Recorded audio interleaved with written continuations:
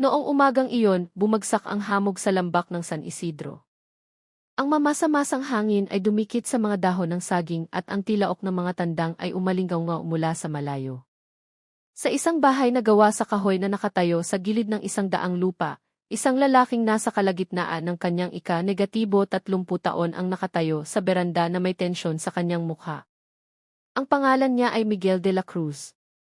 3 araw pa lamang siyang nakakabalik mula sa Dubai matapos ang ilang taong pagtatrabaho bilang isang thief.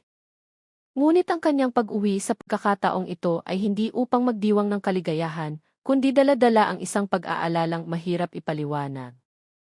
Mula nang siya ay dumating, ang bahay ng kanyang mga magulang ay tahimik. Wala ang tinig ng kanyang ina na karaniwang tumatawag mula sa kusina. Hindi marinig ang ugong ng radyo ng kanyang ama mula sa sala.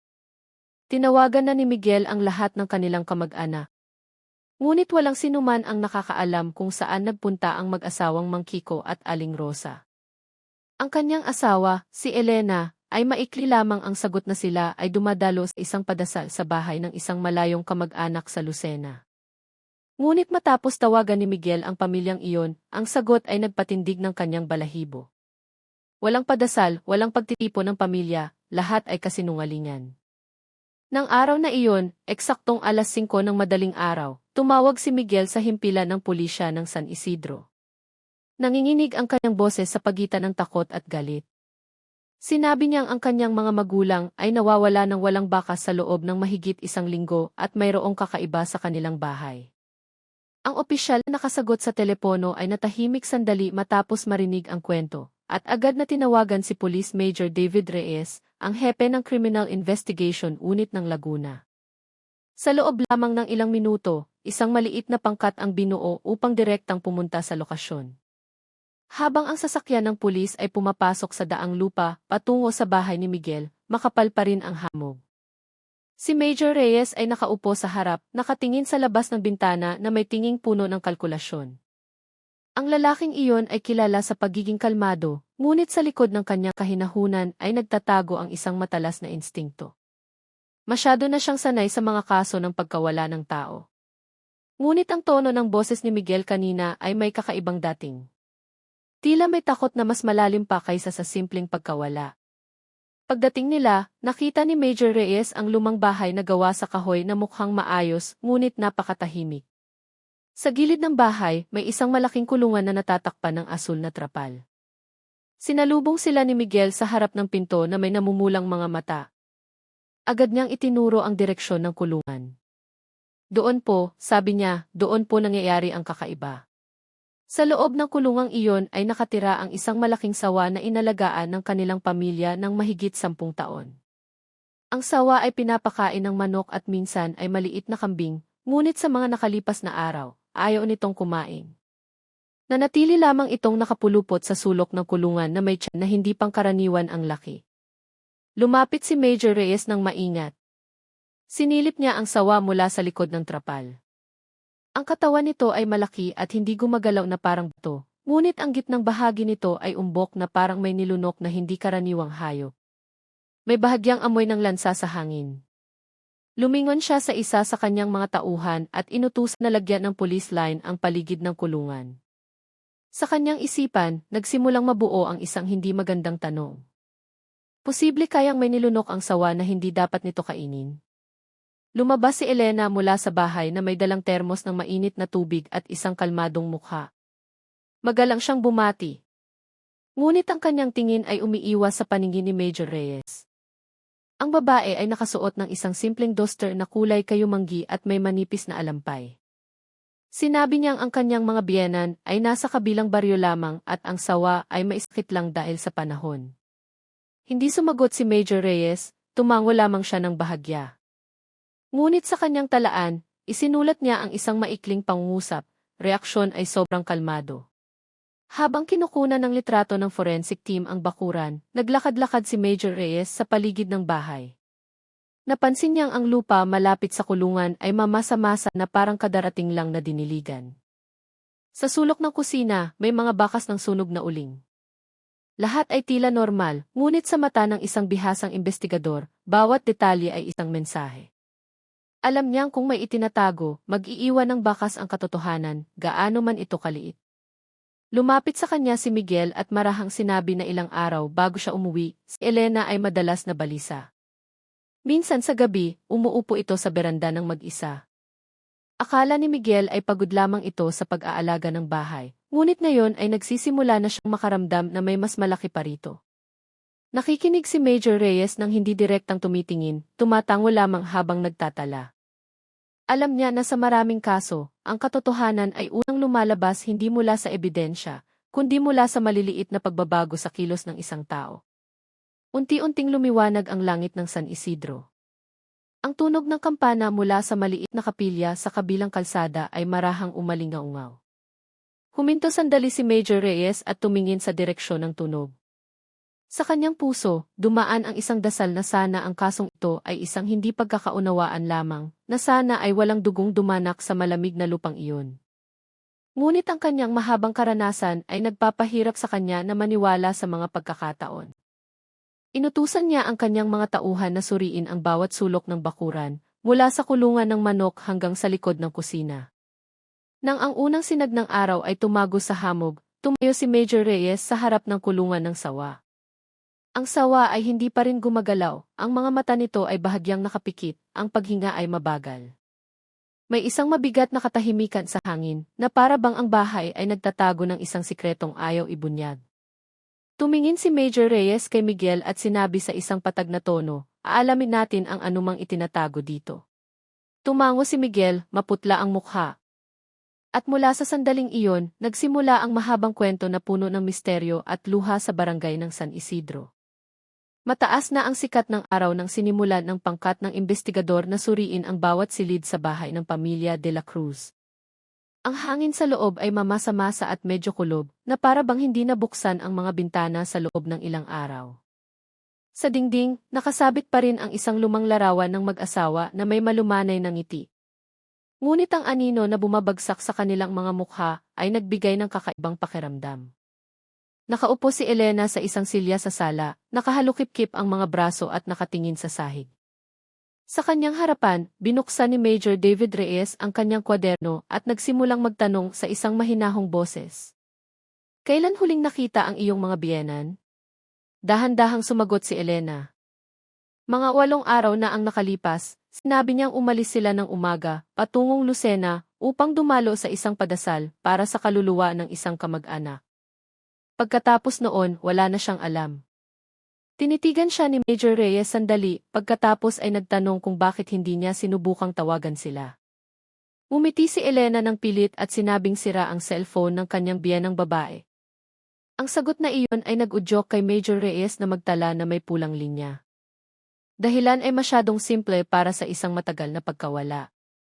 Samantala, nakaupo si Miguel sa isang sulok ng silid. Tumaas ang tensyon sa kanyang mukha. Gusto niyang magsalita ngunit pinigilan ang sarili. Sa kanyang puso, sinusubukan pa rin niyang maniwala na nagsasabi ng totoo ang kanyang asawa. Ngunit bawat pangungusap na lumalabas sa bibig ni Elena ay parang isang manipis na kortina na nagtatakip sa isang bagay. Iniutos ni Major Reyes sa 2 opisyal na suriin ang likod ng bahay, lalo na ang lugar ng kusina at kulungan ng sawa. Mula sa likuran, narinig ang mga yabag at tunog ng maliit na metal. Hindi nagtagal, bumalik ang isa sa mga opisyal na may dalang ulat na ang sahig malapit sa kulungan ay mukhang bagong kinuskos ng sabon. Tumayo si Major Reyes, dahan-dahang naglakad patungo sa kusina. Doon, amoy na amoy ang sabon na may halong amoy ng basang lupa. Yumuko siya at tiningnan ang sementadong sahig na mukhang mas malinis kaysa sa ibang bahagi. Sumunod si Elena mula sa likuran na may alanganing mga hakbang. Marahang nagtanong si Major Reyes, bakit itong bahagi lang ang nilinis?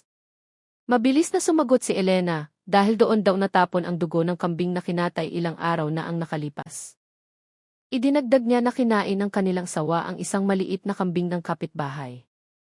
Iyon daw ang dahilan kung bakit lumaki ang tiyan nito. Lumingon si Major Reyes, tinitigan siya ng diretso sa mata, pagkatapos ay muling nagsulat sa kanyang maliit na kwaderno, kwentong masyadong perpekto. Ilang miyembro ng pangkat ang lumipat sa bahay ng kapitbahay upang tiyakin ang katotohanan. Wala pang kalahating oras, dumating ang ulat. Walang kambing na nawawala sa paligid ng baryo.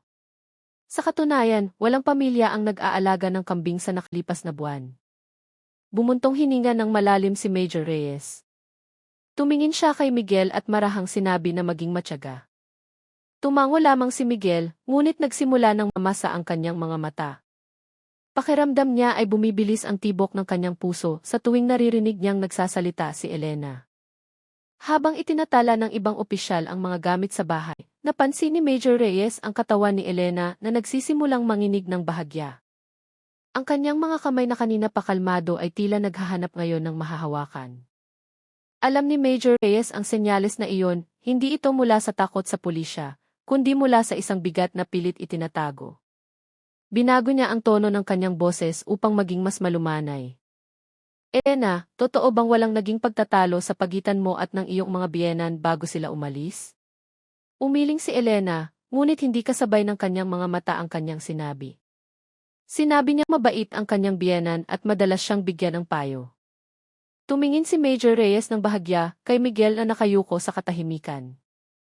Mula sa labas ng bahay, narinig ang boses ni Aling Nena na tumatawag. Siya ang kapitbahay na nakatira sa kabilang palayan. Pinakiusapan siya ni Major Reyes na lumapit at tinanong kung may nakita siyang anuman sa nakalipas na linggo.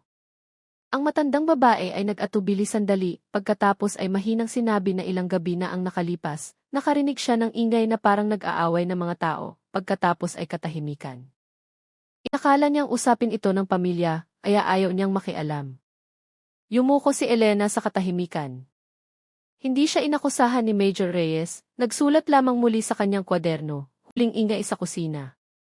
Pagsapit ng hapon, nawala na ang hamog at ang sikat ng araw ay tumago sa mga bintanang kahoy. Tumayo si Major Reyes sa bakuran at tiningnan ang kulungan ng sawa. Ang sawa ay hindi pa rin gumagalaw. Ang katawan nito ay umbok sa gitna, ang balat nito ay kumikinang sa ilalim ng sinag. Isang tandang ang tumilaok sa malayo, binasag ang katahimikan. Pumikit sandali si Major Reyes.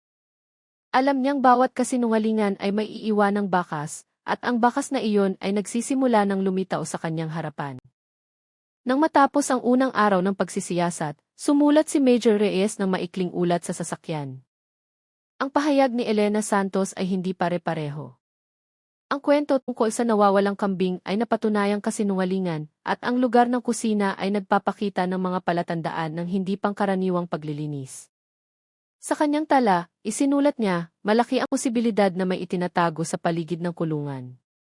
Nagpasya siyang bumalik kinabukasan ng umaga na may mas kumpletong forensic team. Sa beranda, nakatayo si Miguel at tinitingnan ang palayan na nagsisimula ng manilaw. Ang hangin sa hapon ay nagdala ng amoy ng lupa at mga alaala ng kanyang kabataan. Mahina siyang bumulong sa sarili, kung umuwi lang ako ng mas maaga, marahil hindi nangyari ang lahat ng ito. Sa loob ng bahay, mag-isang nakaupo si Elena. Tumingin siya sa kanilang larawan sa kasal sa dingding at tinakpan ang kanyang mukha ng dalawang kamay. Sa kanyang puso, alam niyang ang sikretong itinatago ay hindi mananatiling tahimik magpakailanman. Samantala, sa loob ng sasakyan na nagsisimula ng umalis sa bakuran, tumingin si Major Reyes sa labas ng bintana. Ang langit ng San Isidro ay naging kulay kahel. Sa kanyang isipan, mahina siyang nagsalita, walang bahay na talagang tahimik. Minsan ang mga tinig na ating naririnig ay hindi nagmumula sa tao, kundi mula sa pagsisisi na hindi pa nasasabi. Nang gabing iyon, ang langit sa San Isidro ay tila mabigat. Ang mga ulap ay nakabitin ng mababa na parang nag-ipon ng ulan na ayaw bumuhos. Sa bakuran ng bahay ng pamilya de la Cruz, isang lampara de gas ang nakasabit sa isang poste ng kawayan, nagbibigay ng madilaw na liwanag sa basang lupa. Bumalik ang forensic team. Sa pagkakataong ito, kumpleto sila sa ilaw at kagamitan sa paghahanap ng bakas. Nakatayo si Major David Reyes sa ilalim ng malaking puno ng langka sa gilid ng bahay. Tinitingnan niya ang kulungan ng sawa na ngayon ay napapalibutan na ng dilaw na police line. Sa likod ng trapal, ang sawa ay nanatiling tahimik. Ang katawan nito ay nakapulupot ng mahigpit na parang may hinihintay. Nakaupo si Elena sa beranda, tahimik na walang imik. Mula pa kaninang hapon, maputla ang kanyang mukha, malalim ang kanyang mga mata dahil sa kakulangan sa tulog. Sinubukan siyang pakalmahin ni Miguel, ngunit lumayo siya, piniling maupo mag-isa sa isang silyang kahoy. Nilapitan ni Major Reyes si Miguel at sinabing ngayong gabi ay magsasagawa sila ng detalyadong pagsisiyasat sa likod ng bahay. Humingi siya ng pahintulot na walang lalabas o papasok habang isinasagawa ang proseso. Dahan-dahang tumango si Miguel, ang kanyang mga mata ay nakatitig ng blanko sa direksyon ng kulungan. Nang ang orasan ay tumama sa 9:00 ng gabi, nagsimula ang pagsisiyasat. 2 opisyal ang maihawak na searchlight, isa pa ang may dalang espesyal na likido para makita ang mga mansa ng dugo. Dahan-dahang naglakad si Major Reyes sa lupa sa pagitan ng kusina at ng kulungan. Nagsimulang umambon, binabasa ang mga dahon ng saging at ang bubong na yero. Sa katahimikan, tanging ang tunog ng mga kulisap at mga yabag sa malambot na lupa ang maririnig. Biglang may sumigaw ng mahina ang isa sa mga opisyal. Sa ilalim ng liwanag ng ilaw, may nakitang manipis na linya na maitim sa sementadong sahig malapit sa kulungan. Lumapit si Major Reyes at yumuko. Pinakiusapan niya ang opisyal na ispray ang likidong pandetektive. Pagkaraan ng ilang segundo, ang linya ay naging berdeng-asul na mansa. Tinitigan ito ni Major Reyes ng matagal, pagkatapos ay tumayo. Ito ay bakas ng dugo na hinugasan, ngunit may natira pa, mahina niyang sinabi. May kinalagkad dito. Isang opisyal naman ang nakahanap ng maliit na piraso ng tela sa siwang ng mga tabla ng kulungan. Ang kulay ng tela ay kupas na, ngunit mayroon itong disenyo ng mga bulaklak na parang damit ng matandang babae. Nakilala ni Miguel ang disenyo at mahinang bumulong, parang damit ni inay. Si Elena, na nakarinig ng pangungusap na iyon, ay nanginig, ang kanyang mga kamay ay humigpit sa kanyang mga tuhod. Tinitigan siya ni Major Reyes nang walang sinasabi. Alam niyang minsan ang katahimikan ay mas matalim kaysa sa 1,000 tanong. Lumakas ang ulan. Nagpasya ang pangkat na ipagpatuloy pa rin ang pagsisiyasat. Nagpautos si Major Reyes na magtayo ng isang maliit na tolda upang protektahan ang ebidensya mula sa tubig. Sa gitna ng tunog ng ulan na bumabagsak sa bubong, muli siyang lumapit sa kulungan. Ang sawa ay gumalaw ng bahagya na para bang naistorbo ng liwanag. Pinagmasdan ni Major Reyes ang kilos nito. Ang tiyan ng sawa ay umbok ng hindi natural na parang may malaking bigat sa loob. Tinanong niya si Miguel kung kailan huling pinakain ang sawa. Sumagot si Miguel, mga 10 araw na ang nakalipas. Mula noon, ayaw na nitong kumain na natili na lamang tulad ngayon. Tinitigan ni Major Reyes ang sawa na tahimik ngunit nakakatakot. Pakiramdam niya ay maihigit pa sa isang busog na hayop. Sa kanyang isipan, lumitaw ang isang masamang imahe, ngunit pinigilan niya ito. Lahat ay kailangang patunayan. Ipinag-utos niyang bantayan ng mahigpit ang kulungan hanggang umaga at walang sinumang lalapit ng walang pahintulot. Pagkatapos noon, bumalik siya sa bahay upang ipagpatuloy ang pagsisiyasat sa kusina. Sa kusina, ang ilaw na fluorescent ay madilim, ang sahig ay basa, at bahagyang madulas pa dahil sa sabon. Yumuko si Major Reyes at tiningnan ang mga bakas ng pagkuskos na hindi pantay. Nakahanap siya ng mga tira-tirang abo sa isang sulok na tila mula sa pagsunog ng tela o papel. Pinakuha niya ito sa isang opisyal upang ilagay sa isang maliit na lalagyan. Habang kinukuha ang abo, isa sa mga opisyal ang nakahanap ng isang maliit na piraso ng metal, manipis na parang bahagi ng isang gift card. Pinagmasdan ito ni Major Reyes at itinala ang posibilidad na ito ay piraso mula sa isang gift card. Tumingin siya kay Elena na nakatayo sa may pintuan. Ang babae ay nakayuko, ang kanyang mga luha ay tahimik na bumabagsak. Lumapit si Miguel, garalgal ang boses, Elena, sabihin mo kung ano talaga ang nangyari. Hindi sumagot si Elena. Kinagat lamang niya ang kanyang labi at tumingin ng blanko sa sahig. Hinawakan ni Major Reyes ang balikat ni Miguel at pinakiusapan siyang lumabas sandali. Nang magsara ang pinto, naging tahimik ang paligid. Nagsalita si Major Reyes sa isang malumanay na tono na para bang hindi isang investigador, kundi isang ama. Elena, walang katotohanang maaaring itago magpakailanman. Ano man ang itinatago mo ngayon ay lalabas din sa tamang panahon. Tinakpan ni Elena ang kanyang mukha at humagulgol. Ngunit nang tanungin muli, umiling lamang siya. Lumalim na ang gabi. Ang hangin ay nagdala ng amoy ng basang lupa at dagta ng puno ng langka. Sa malayo, kumikidlat paminsan-minsan, nagbibigay liwanag sa bakuran. Tumingin si Major Reyes sa paligid ng bahay at naramdaman ang isang mabigat na presyon sa kanyang dibdib. Marami na siyang nakitang kaso, ngunit ang bahay na ito ay may kakaibang katahimikan. Na para bang bawat dingding ay nagtatago ng mga tinig na ayaw marinig. Bago umalis, inutusan ni Major Reyes ang kanyang pangkat na itala ang lahat ng natuklasan ngayong gabi. Ang bakas ng dugong hinugasan, ang piraso ng tela na may disenyo ng bulaklak, ang abo, at ang piraso ng metal sa kusina. Isinulat niya ang huling tala sa kanyang ulat noong gabing iyon. Malakas ang hinala na hindi ito simpleng pagkawala ng tao, kundi isang pagtatangka na burahin ang mga bakas ng isang malaking pangyayari. Tinitigan ni Major Reyes ang bahay na kahoy ng isa pang beses bago humakbang patungo sa sasakyan. Tumila na ang ulan. Sa loob ng kulungan, ang sawa ay muling naging tahimik. Ang katawan nito ay kumikinang dahil sa basa sa ilalim ng ilaw. At hindi niya alam kung bakit, pakiramdam ni Major Reyes, ay sinusundan siya ng mga mata ng hayop hanggang sa mawala siya sa kanto ng daan. Kinaumagahan, mas malamig ang hangin sa San Isidro kaysa karaniwan. Ang ulan kagabi ay nag-iwan ng manipis na hamog sa pagitan ng mga puno ng niyog at mga bubong ng bahay. Dumating si Major David Reyes ng mas maaga kaysa sa inaasahan. Hindi niya agad dinawag ang kanyang pangkat, sa halip ay dahan-dahan siyang naglakad sa bakuran ng bahay ni Mang Kiko. Isang pares ng tsinelas ang nakakalat pa rin malapit sa hagdan, bahagyang natabunan ng putik. Dinampot niya ito, tinitigan sandali, pagkatapos ay ibinalik sa dati nitong lugar. Sa loob ng bahay, narinig ang mabagal na mga yabag ni Elena. Ang babae ay nagwawalis, sinusubukang kumilos na parang normal ang lahat. Ngunit sa paraan ng panginginig ng kanyang mga kamay, alam ni Major Reyes na ang kahinahunan na iyon ay isang manipis na tabing na malapit ng mapunit. Humingi ng pahintulot si Major Reyes na makausap si Elena ng sarilinan sa sala. Hindi sumama si Miguel. Nasa labas siya at tinutulungan ang mga opisyal na ihanda ang mga kagamitan sa dokumentasyon. Naupo si Elena sa isang silya, nakayuko. Sinimulan ni Major Reyes ang usapan sa isang mahinahong boses. Hindi siya nagtanong tungkol sa dugo o tela na natagpuan kagabi, sa halip ay nagtanong siya ng isang maliit na bagay.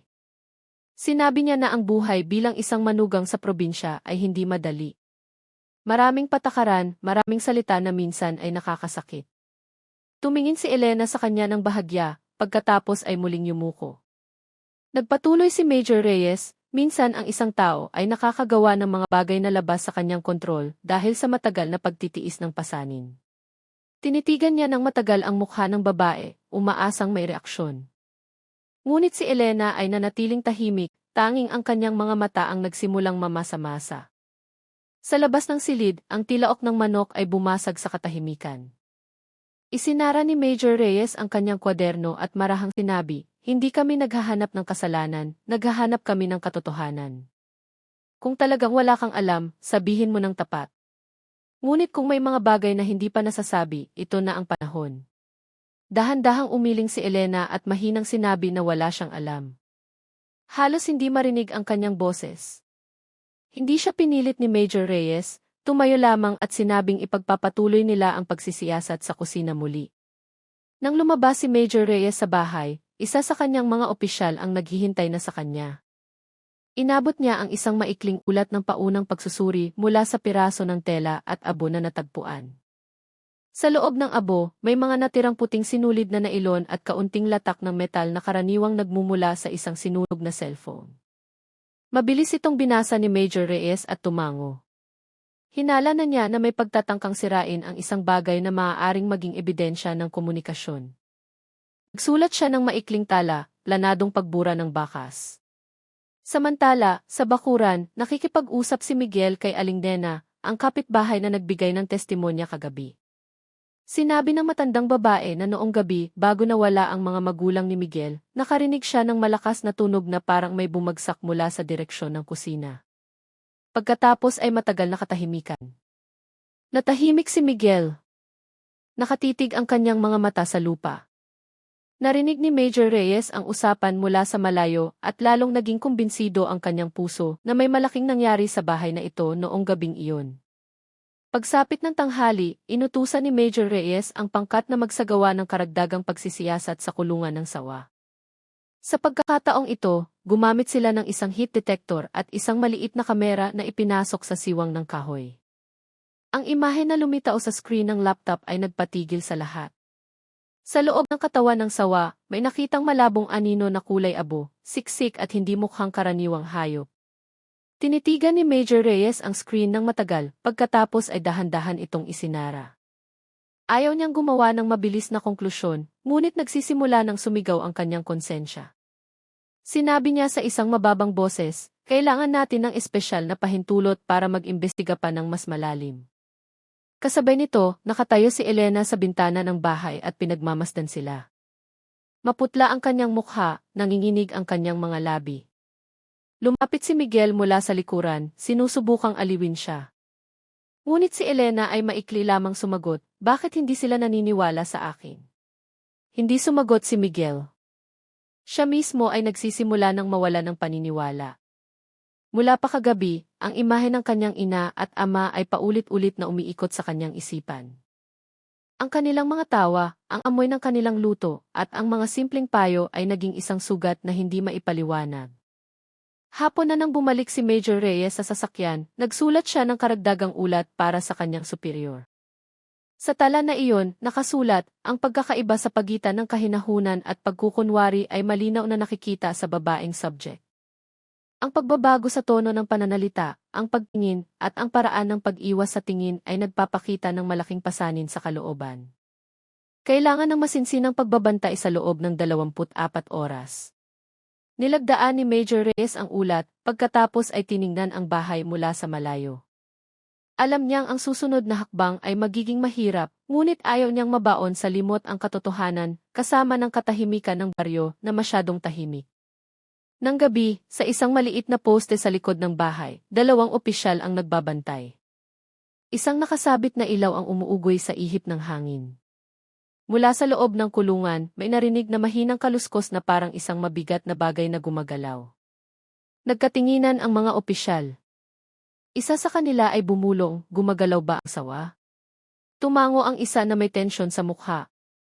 Sa gitna ng kadiliman, ang tiyan ng sawa ay tila dahan-dahang gumagalaw, pataas-baba na parang may isang bagay sa loob na gustong kumawala, ngunit walang sinumang nangahas na lumapit. Si Major Reyes, na nasa kanyang opisina pa, ay nakatanggap ng ulat sa pamamagitan ng radyo. Natahimik siya ng matagal bago sumagot. Manatili sa layo, huwag galawin ang anuman. Bukas ng umaga, sisimulan natin ang lahat mula sa simula. Matapos patayin ang radyo, mag-isa siyang naupo at tiningnan ang manipis na ulan sa labas ng bintana. Sa kanyang dibdib, may isang isipan na nagpahirap sa kanyang paghinga. Minsan ang krimen ay hindi nagmumula sa masamang intensyon, kundi mula sa isang pusong matagal nang hindi pinakikinggan. Tumingin siya sa kulay abong langit at mahinang bumulong, sana bigyan tayo ng Diyos ng lakas na buksan ang katotohanan nang hindi nawawala ang pagiging tao. Kinabukasan, ang sinag ng araw ay tumago sa manipis na hamog sa San Isidro. Ang malamig na hangin ay nagdala ng amoy ng bagong tanim na palay mula sa mga bukirin. Sa outpost ng mga investigador, tinitigan ni Police Major David Reyes ang isang tasa ng kape na lumamig na.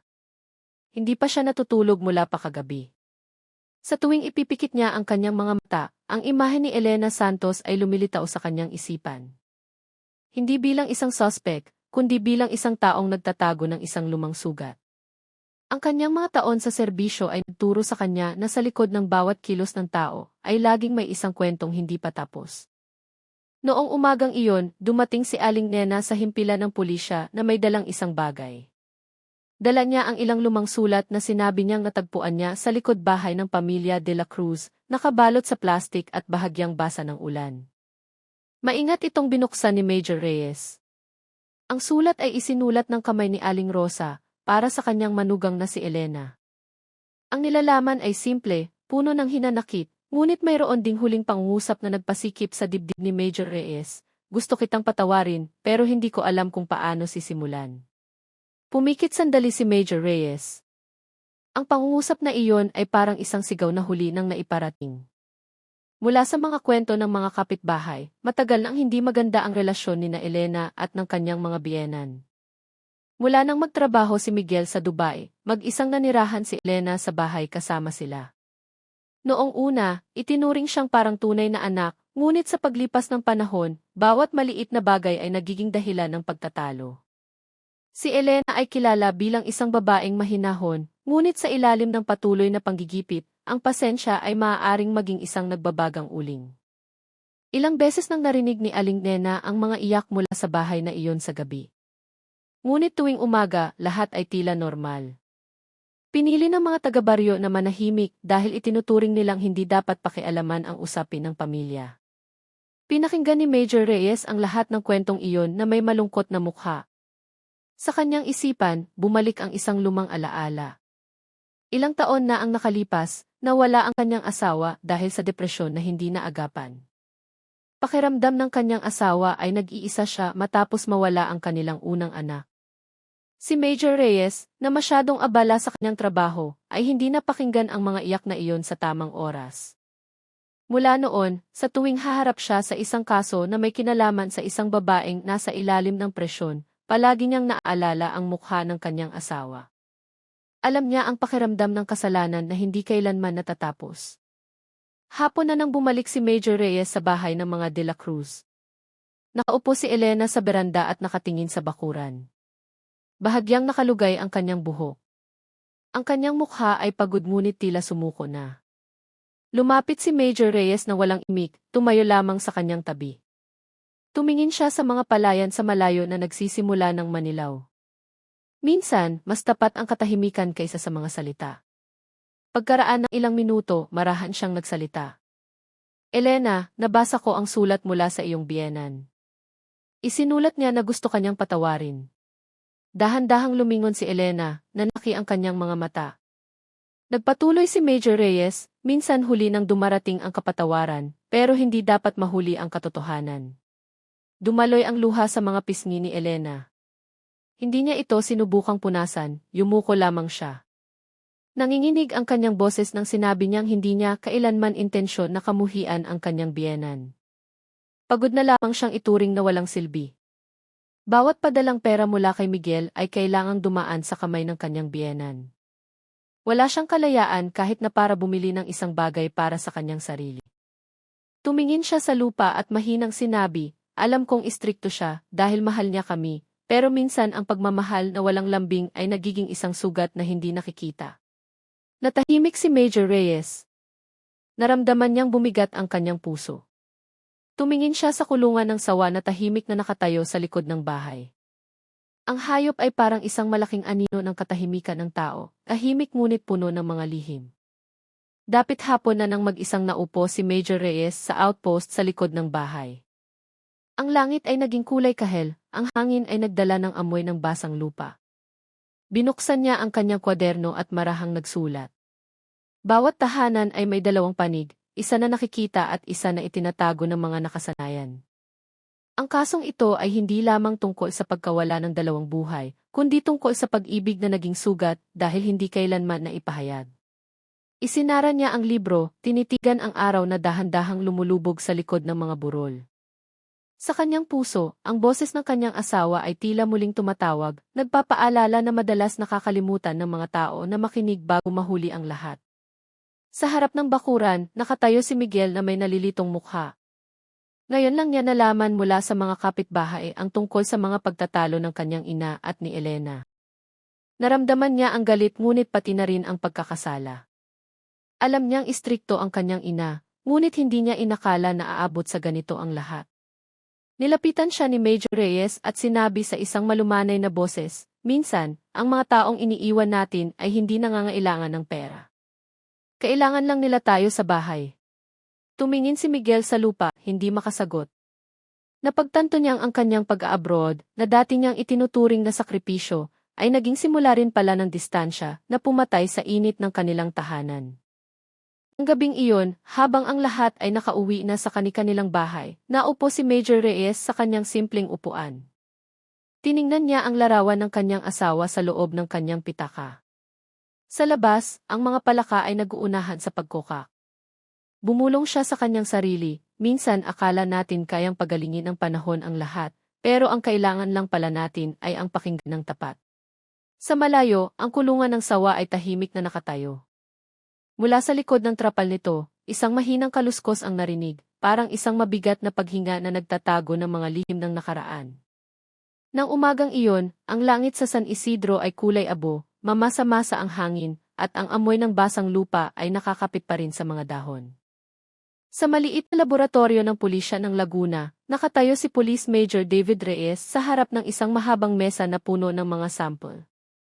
Sa kanyang harapan, ipinakita ng isang forensic technician ang mga resulta ng paunang pagsusuri mula sa mga ebidensyang natagpuan sa bahay ng mga De La Cruz. Nakikinig si Major Reyes na may tensyon sa mukha. Ang ugong ng aircon sa laboratorio ay nagdagdag sa katahimikan ng paligid. Mula sa resulta ng chemical test, ang mansa na natagpuan malapit sa kulungan ng sawa ay hindi dugo ng hayop tulad ng paunang hinala, kundi dugo ng tao. Samantala, ang mga latak sa sulok ng kusina ay nagpakita ng pagkakaroon ng isang malakas na panlinis na ginamit ng paulit-ulit. Pumikit sandali si Major Reyes at binuksan ang kanyang kwaderno. Isinulat niya ang isang maikling pangungusap, ang bakas ay hindi maaaring mawala kahit hugasan ng 1,000 beses. Ang pangungusap na iyon ay parang isang alinggaw mula sa kanyang sariling konsensya. Paglabas niya sa laboratorio, sinilaw siya ng liwanag ng umaga. Huminga siya ng malalim at tumingin sa mga burol na nababalot ng hamog. Sa kanyang isipan, wala nang pag-aalinlangan. Ang kasong ito ay hindi tungkol sa mga taong umalis, kundi tungkol sa isang bagay na itinatago. Agad siyang nagtungo sa bahay ng mga De La Cruz, kasama ang 2 opisyal, dala ang isang opisyal na sulat upang ipagpatuloy ang mas malalim na investigasyon. Sa pagkakataong ito, walang iiwanang malabo. Nagulat si Elena nang dumating sila. Mas maputla ang kanyang mukha kaysa dati. Sinalubong sila ni Miguel na may nalilitong tingin. Ipinaliwanag ni Major Reyes ng mahinahon na susuriin nila ang kulungan ng sawa sa paraang siyentipiko, hindi upang mag-akusa, kundi upang tiyakin ang katotohanan. Walang sinabi si Elena, yumuko lamang at niyakap ang sariling mga braso. Ang tingin niya ay blanko, parang isang taong nawawala ng direksyon. Nagsimulang magtrabaho ang pangkat sa paligid ng kulungan. Gumamit sila ng mga kagamitan upang sukatin ang kahalumigmigan ng lupa at maghanap ng mga natirang ihi sa sementadong sahig. Hindi nagtagal, tinawag ng isa sa mga opisyal si Major Reyes sa isang mabigat na boses. Sa ilalim ng isang manipis na semento malapit sa pinto ng kulungan, nakahanap sila ng mga natirang mansa na tumagos na sa ilalim. Matapos ang mabilis na pagsusuri, positibo ito sa dugo ng tao. Tahimik na tumayo si Major Reyes, matagal na tinitigan ang lupa. Muling umambon, tumutulo sa kanyang mga balikat. Alam niyang bawat patak ng tubig na iyon ay parang isang saksing huli nang dumating. Nakatayo si Miguel sa tabi niya, nangingilid ang mga luha sa mata. Mahina siyang bumulong, totoo po bang may dugo dyan? Hindi direktang sumagot si Major Reyes, tinitigan lamang siya ng isang tinging mahirap basahin. Ayaw niyang durugin ang puso ng isang anak, ngunit hindi rin niya maaaring itanggi ang katotohanan.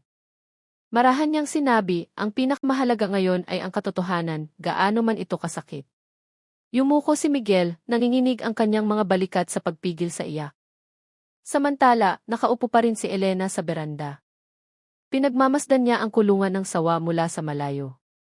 Hindi gumagalaw ang katawan ng hayop, ngunit sa tuwing umiihip ang hangin, ang trapal na nakatakip sa kulungan ay marahang nanginginig na parang isang hininga ng buhay. Kinagat ni Elena ang kanyang labi, tumigas ang kanyang mukha. Sa loob ng kanyang dibdib, nagbabanggaan ang pakiramdam ng pagkakasala at takot. Alam niyang ang sikreto ay hindi mananatiling nakatago magpakailanman. Ngunit alam din niyang kung lalabas ang katotohanan, matatapos na ang kanyang buhay. Hapon na nang tawagin ni Major Reyes si Elena sa sala ng bahay. Ipinakita niya ang larawan ng resulta ng pagsusuri sa laboratorio at sinabi sa isang patag na tono, hindi ito dugo ng kambing tulad ng sinabi mo. Tinitigan ni Elena ang larawan, nanginginig ang kanyang mga labi. Sinubukan niyang magsalita, ngunit walang boses na lumabas. Hindi siya pinilit ni Major Reyes, tinitigan lamang siya sa mata. Sinabi niya sa isang malumanay na boses, gusto kong maging tapat ka. Maaaring masakit ang katotohanan, ngunit ang pananahimik ay mas lalong wawasak sa iyo. Yumuko si Elena, tumulo ang kanyang mga luha sa sahig. Mahina lamang siyang nagsalita, hindi ko na po alam kung saan magsisimula. Tumayo si Major Reyes at tumingin sa bintana. Sa labas, nagsisimula ng dumilim, ang langit ay naging kulay kahel-lila. Muli niyang naalala ang mukha ng kanyang asawa noon. Isang babaeng nalunod din sa katahimikan bago tuluyang umalis. Naisip niya sa kanyang sarili, marahil sinubukan din ni Elena na magsalita, ngunit walang nakinig. Ang mundo ay madalas na masyadong maingay para marinig ang isang mahinang iyak. Nangako siya sa kanyang sarili, anuman ang mangyari, ang kasong ito ay lulutasin sa paraang hindi lamang magpapatupad ng batas, kundi maghihilom din sa isang pusong basag. Nang gabi sa outpost, nanginginig ang kamay ni Major Reyes, habang isinusulat ang kanyang pang-araw-araw na ulat. Alam niyang ang susunod na hakbang ay magdadala sa kanila sa isang malaking desisyon, marahil ang pinakamahirap sa kanyang karera. Isinulat niya ang huling pangungusap bago isara ang libro, walang sikretong tuluyang nawawala, tanging naantala lamang, naghihintay ng lakas ng loob upang maibunyag. Sa labas ng outpost, muling narinig ang ambon. Ang sawa sa kulungan ay bahagyang gumalaw. Ang katawan nito ay marahang umikot. Sa kanyang madilim na mga mata, tila may refleksyon ng isang mukha ng tao na nagtatago ng isang pasaning sikreto ng napakatagal. Tumila ang ulan pagsapit ng umaga, nag-iwan ng isang malambot na hamog na lumulutang sa ibabaw ng mga palayan. Sa bakuran ng bahay ng mga De La Cruz, malagkit pa rin ang lupa. Ang dilaw na police line sa paligid ng kulungan ng sawa ay mukhang luma na matapos mabasa ng ulan sa gabi. Sa loob nito, ang malaking sawa ay nakapulupot, tahimik at hindi gumagalaw. Ang hangin sa paligid ng kulungan ay tila mabigat, na parang may itinatagong ayaw ibunyag. Dahan-dahang lumapit si Police Major David Reyes. Matagal niyang tinitigan ang hayop, puno ng kalkulasyon ang kanyang mga mata. Sa kanyang kamay, hawak niya ang kumpletong ulat mula sa laboratorio na nagpapatunay na ang dugo sa paligid ng kulungan ay dugo ng tao, at ang paraan ng paglilinis ay nagpapakita ng isang biglaang pagtatangka na burahin ang mga bakas. Matagal siyang tumayo sa harap ng kulungan. Samantala, sa malayo, umalingaw ang tunog ng kampana mula sa maliit na kapilya. Ang tunog na iyon ay nagpaalala sa kanya na anuman ang kanyang gawin ay dapat nakabatay sa konsensya. Nakatayo si Elena sa beranda ng bahay. Nakasuot siya ng isang damit na kulay abo. Ang kanyang mukha ay maputla na parang hamog.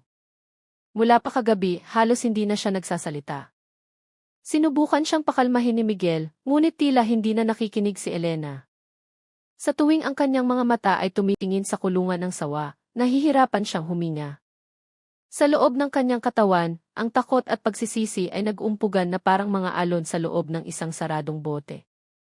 Noong umagang iyon, tinawag ni Major Reyes ang buong pangkat para sa isang pulong sa harap ng bakuran. Binuksan niya ang isang maliit na mapa ng bahay at ipinaliwanag na lahat ng mga palatandaan ay tumuturo sa isang lugar, ang kulungan ng sawa. Nagsalita siya sa isang patag ngunit malinaw na boses. Hindi natin maaaring ipikit ang ating mga mata. Lahat ng bakas ay humihinto dito. At ang tanging paraan para mahanap ang katotohanan ay ang buksan ang nakatago. Isang batang opisyal ang tumingin sa kanya nang may pag-aalinlangan at nagtanong, talaga po bang kailangan nating suriin ang katawan ng sawa? Tinitigan siya ni Major Reyes ng matagal at marahang sumagot, kung sa loob ng nilalang na iyan nakatago ang katotohanan, wala nang ibang paraan. Ang desisyon na iyon ay nagpatahimik sa paligid, kahit ang hangin ay tila huminto sandali. Si Miguel, na nakarinig ng usapan, ay agad na lumapit. Nanginginig ang kanyang boses. Impossible. Iyan ang hayop na inalagaan ni Itay mula pa noong bata ako. Imposibleng gawin namin ang isang bagay na ganoon kalupit. Tiningnan siya ni Major Reyes nang may pakikiramay.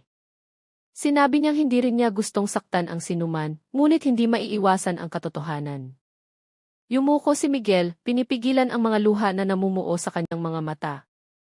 Pagkatapos ay humingi si Major Reyes ng pahintulot mula sa provincial headquarters, upang magsagawa ng isang espesyal na operasyon, ang pagsusuri sa sawa sa tulong ng isang veterinaryo at mga eksperto sa forensiko.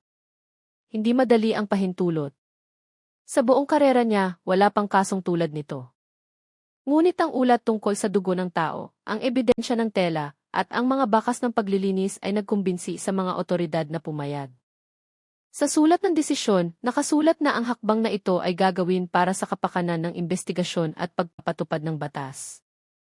Binasa ni Major Reyes ang sulat ng marahan, pagkatapos ay tumingin sa kulay abong langit. Alam niyang ang desisyon na ito ay mag-iiwan ng bakas sa kanyang sariling puso. Pagsapit ng hapon, dumating ang pangkat ng mga veterinaryo mula sa Los Baños. Dala nila ang kumpletong kagamitan at isang cooler. Sinalubong sila ni Major Reyes na may seryosong mukha. Ipinaliwanag niyang ang pagsusuri ay gagawin sa labas, sa likod bahay, na may mahigpit na protokol. Lahat ng residente ay pinakiusapang lumayo upang hindi magdulot ng gulat. Nakatayo si Miguel sa isang sulok ng bakuran, namumula ang kanyang mga mata. Hindi niya kayang tumingin sa direksyon ng kulungan. Sa loob ng bahay, nakaupo si Elena sa sahig habang hawak ang kanyang ulo. Nanginginig ng husto ang kanyang katawan. Alam niyang sa sandaling dumampi ang unang kutsilyo sa balat ng hayop na iyon, lahat ng sikreto ay lalabas kasama ng amoy ng kamatayan. Nagsimula nang lumubog ang araw, ang langit ay naging kulay kahel na mapusyaw, na para bang ang mundo ay nagpipigil ng hininga. Tumayo si Major Reyes sa harap ng kulungan, tinitigan ang sawa na ngayon ay tila kalmado na parang natutulog. Marahan siyang nagsalita, "Patawarin mo kami. Gusto lang naming malaman ang katotohanan." Tumingin siya sa pangkat medikal at nagbigay ng senyales na maghanda. Habang inihahanda nila ang mga kagamitan at pampatulog, lumayo muna si Major Reyes.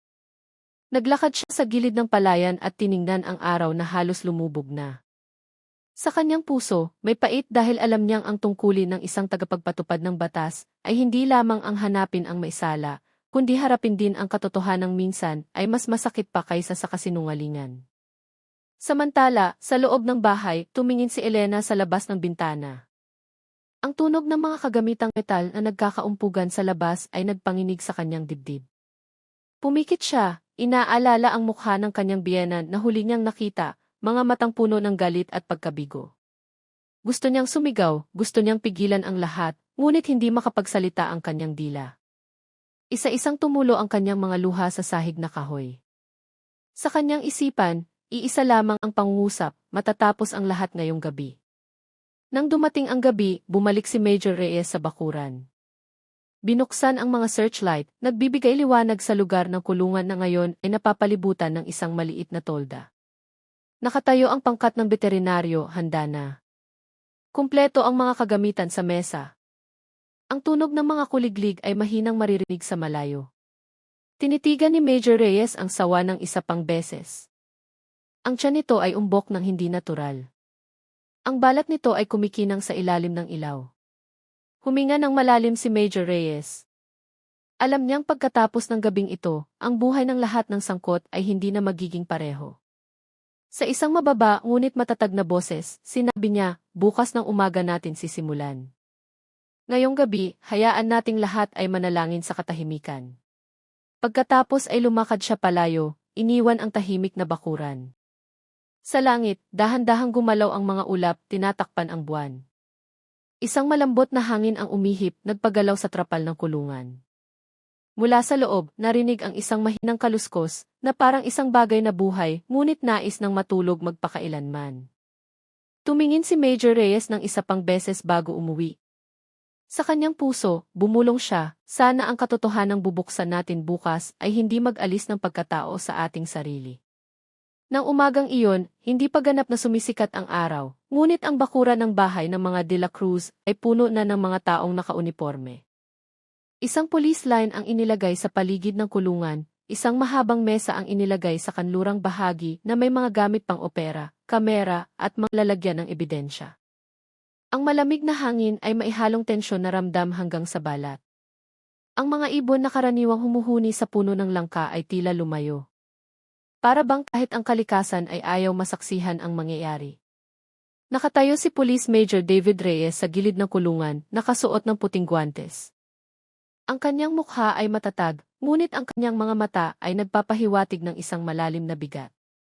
Sa kanyang tabi, nakatayo ang veterinaryo mula sa Los Baños, isang babaeng nasa katanghali ang gulang na nagngangalang Dra. Maya Utami. Inihanda niya ang pampatulog sa isang malaking hiringgilya, pagkatapos ay marahang tumango kay Major Reyes. Senyales na handa na. Ilang miyembro ng pangkat ang nakatayo sa paligid nila habang nagsimulang mag-record ang kamera. Lahat ay ginawa sa katahimikan.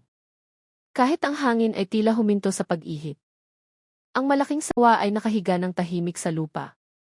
Ang katawan nito ay bumubuo ng isang malaking bilog na may bahagi ng tiyan na kapansin-pansing nakaumbok. Mabagal ang kanyang paghinga, bahagyang nakapikit ang mga mata. Matapos iturok ang pampatulog, hindi na gumalaw ang hayop. Nagbigay ng senyales si Major Reyes sa doktor na magsimula. Ang unang scalpel ay dumampi sa makapal na balat na may kaliskis ng maingat. Sa sandaling bumukas ang balat, napuno ng masangsang na amoy ng lansa ang hangin. Lahat ay umurong ng isang hakbang. Ngunit si Major Reyes ay nanatiling nakatayo, nakatingin ng may mga matang pilit na pinipigilan ang damdamin. Nang mabuksan ang pangalawang layer, isang bagay na kulay abo-itim ang nakita sa loob. Huminto sandali si Dra. Maya, pagkatapos ay nagpatuloy ng dahan-dahan. Kinuha ng kanyang kamay ang isang metal na pang-ipit at hinila ang unang bagay na mukhang tela. Ang tela ay may disenyo ng maliliit na bulaklak. Ang kulay nito ay kupas na, ngunit ang disenyo ay makikilala pa rin. Si Miguel, na nakatayo ng medyo malayo, ay agad na tinakpan ang kanyang bibig, nanginginig ang kanyang katawan. Iyon ang tela ng duster na karaniwang isinusuot ng kanyang ina, si Aling Rosa. Sa hangin ngayon, hindi lamang amoy ng kabulukan ang naroroon, kundi pati na rin ang pigil ng mga hikbi. Nagbigay ng senyales si Major Reyes na ipagpatuloy ang proseso. Dahan-dahan, isa-isang lumabas ang mga bagay mula sa loob ng katawan ng hayop. Piraso ng tela, maliliit na buto, pagkatapos ay isang kumikinang na bagay. Isang gintong singsing na may nakaukit na pangalang Rosalina sa loob. Lahat ay natigilan. Tumingin si Dra. Maya kay Major Reyes, maputla ang kanyang mukha. Sinabi niya sa isang boses na halos pabulong, hindi ito ordinaryong hayop ang sinusuri natin, sir. Ito ay isang libingan. Marahang tumango si Major Reyes. Nagsimulang mamasa ang kanyang mga mata. Hindi siya sumagot, yumuko lamang sa katahimikan. Ang proseso ay tumagal ng halos kalahating oras. Nang buksan ang huling layer, lumitaw ang isang buto ng braso ng tao at isang piraso ng damit panlalaki na maitim. Tinakpan ni Major Reyes ang kanyang mukha ng kamay. Sa kabilang panig ng bakuran, napaluhod si Miguel sa lupa, umiiyak ng walang tunog.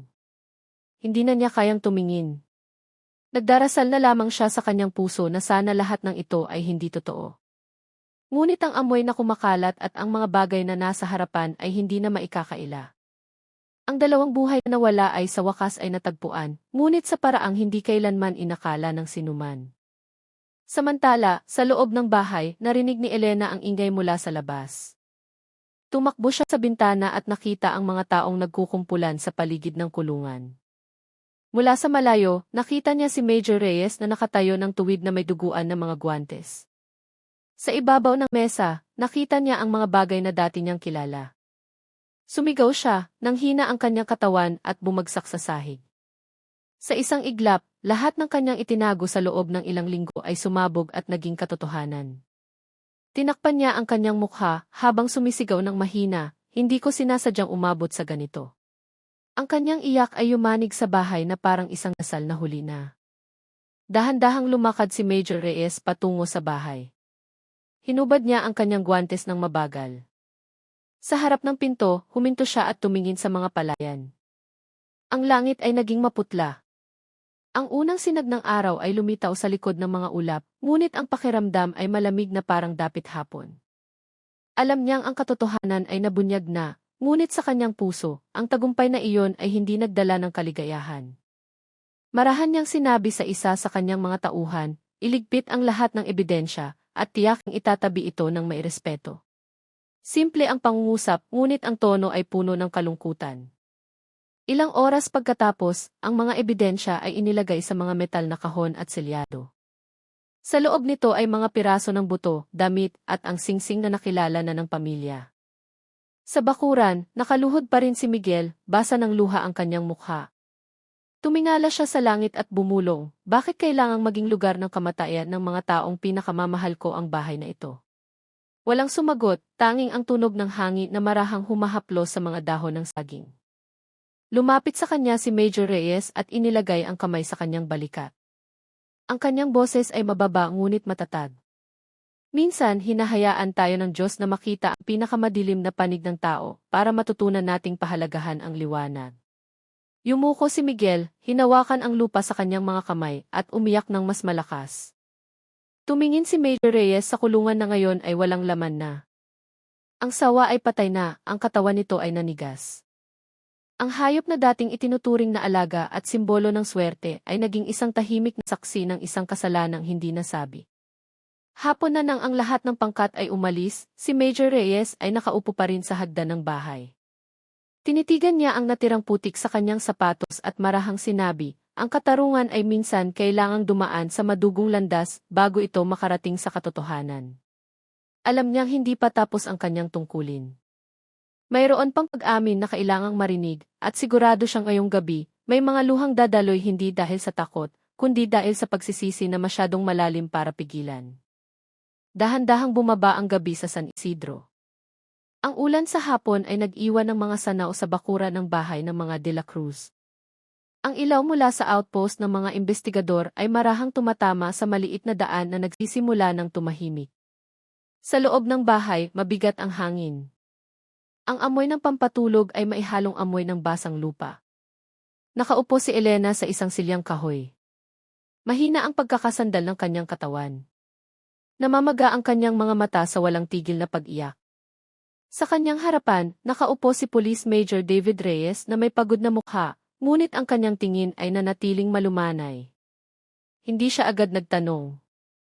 Tinitigan lamang niya si Elena sa katahimikan. Sa pagitan nila, may isang tasa ng tsaan na lumamig na, isang mahabang katahimikan ang nakabitin sa hangin. Tanging ang tunog ng lumang orasan sa dingding ang maririnig. Pagkaraan ng ilang minuto, nagsalita si Major Reyes sa isang mahinang boses. Elena, hindi ako naparito para akusahan ka. Naparito ako para makinig. Itinaas ni Elena ang kanyang mukha, namumula ang kanyang mga mata. Binuksan niya ang kanyang bibig, ngunit hindi makalabas ang kanyang boses. Naghintay si Major Reyes nang hindi nagmamadali, hinayaan ang panahon na kumilos sa isang pusong basag. Sa wakas, mahinang sinabi ni Elena, alam kong mali ako, pero hindi ko kailanman sinadyang umabot sa ganito. Ang pangungusap na iyon ay nabasag sa hangin na parang salamin. Tinitigan siya ni Major Reyes ng matagal, pagkatapos ay yumuko at nagsulat sa kanyang talaan. Hindi siya tumingin bilang isang investigador, kundi bilang isang taong nakakaunawa sa bigat ng buhay. Nagpatuloy si Elena sa nanginginig na boses. Noong gabing iyon, gusto ko lang silang tumahimik. Pagod na akong pagalitan, pagod na akong ituring na mali. Hindi ko alam kung ano ang nangyari pagkatapos noon. Tumulo ang kanyang mga luha, binabasa ang kanyang sariling mga kamay. Tinakpan niya ang kanyang mukha at nagsimulang humikbi. Natahimik si Major Reyes, sumikip ang kanyang dibdib. Sa isang iglap, lahat ng imahe ng kaso ay humalo sa kanyang sariling mga alaala. Naalala niya ang kanyang asawa, sila Ila, na umiyak din noon sa hapagkainan dahil sa pakiramdam na nag-iisa. Noong panahong iyon, hindi siya nakinig. Abala siya sa kanyang trabaho, abala sa paghahanap ng katarungan sa labas ng bahay, ngunit nakalimutan ang mga iyak sa loob ng sariling tahanan. Ngayon, sa kanyang harapan, isang batang babae ang nalulunod sa parehong pagkakasala. Yumuko si Major Reyes at mahinang bumulong, minsan ang tao ay kumikilos hindi dahil sa kasamaan, kundi dahil hindi na kayang tiisin ang sakit. Tumingin si Elena sa kanya, hindi patuyo ang kanyang mga luha. Mahina siyang nagsalita, hindi ko gustong pumatay ng sinuman, pero noong gabing iyon, ininsulto nila ako sa harap ng lahat.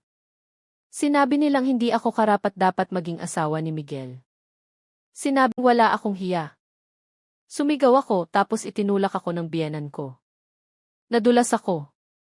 Hindi ko alam kung paano nagbago ang lahat ng ganoon kabilis. Naputol ang kanyang pangungusap dahil sa iyak.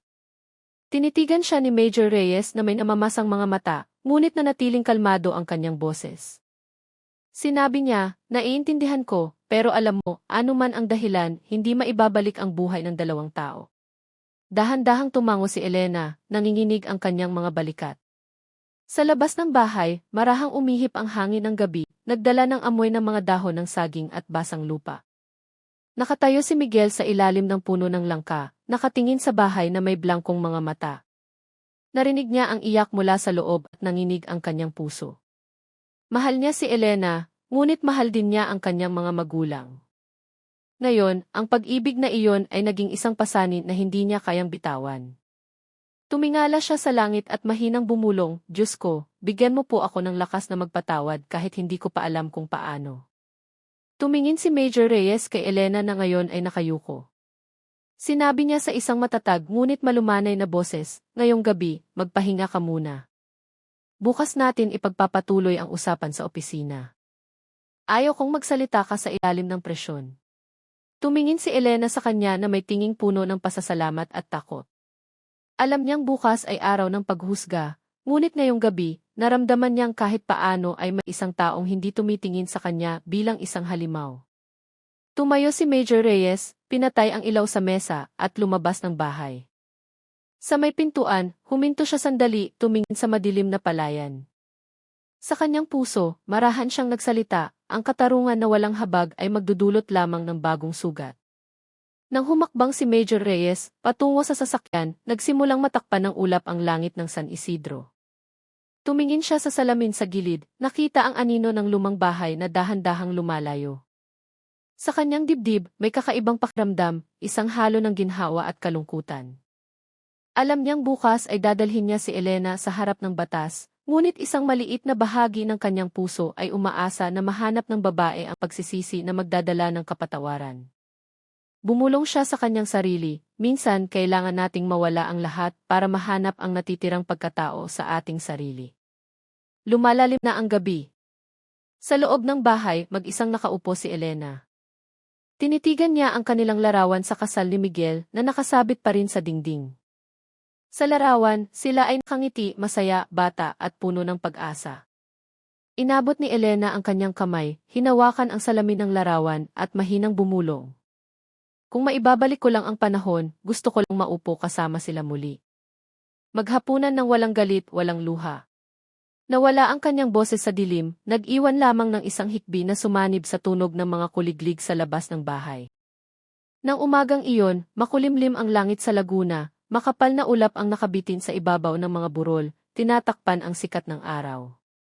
Sa interrogation room ng himpilan ng pulisya ng Laguna, tahimik ang paligid, tanging ang tunog ng lumang electric fan na dahan-dahang umiikot sa kisam ang maririnig.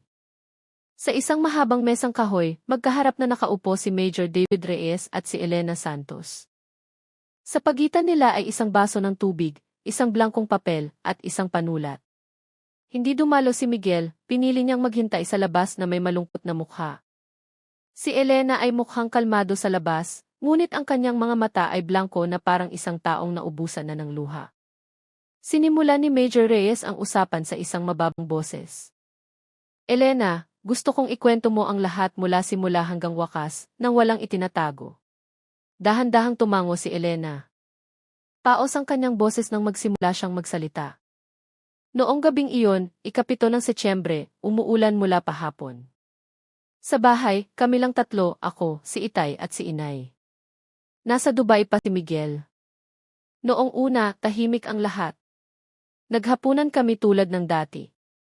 Pero nang maupo ako, nagsimula na namang magsalita si Inay tungkol sa padalang pera ni Miguel. Sabi niya, masyado raw akong magastos, masyadong mahilig bumili ng mga bagay na hindi importante. Sinubukan kong manahimik, pero patuloy siyang nagsasalita, lalong lumalakas. Huminto sandali si Elena, lumunok, pagkatapos ay nagpatuloy sa nanginginig na boses. Marahan kong sinabi na binibili ko lang ang mga pangangailangan ng bahay. Pero tumawa si Inay. Sinabi niyang sinungaling ako, walang hiya. Yumuko ako, pero tumayo si Inay at itinuro ang mukha ko. Ang kanyang mga salita ay tumusok. Gusto ko lang umalis sa hapagkainan, pero hinawakan niya ang kamay ko at itinulak. Noon ako nawalan ng kontrol. Itinulak ko siya pabalik at natumba si Inay sa sahig. Tumama ang kanyang ulo sa gilid ng isang papag sa likod. Tumatakbo akong lumapit, pero nakapikit na ang kanyang mga mata. Tinawag ko siya ng paulit-ulit, pero walang sagot. Nagsimulang tumulo ang luha sa mga pisngi ni Elena. Yumuko siya, nanginginig ang kanyang mga kamay. Pumikit sandali si Major Reyes, pagkatapos ay muling dumilat. Ayaw niyang putulin ang daloy ng mga salita. Nagpatuloy si Elena sa boses na halos pabulong.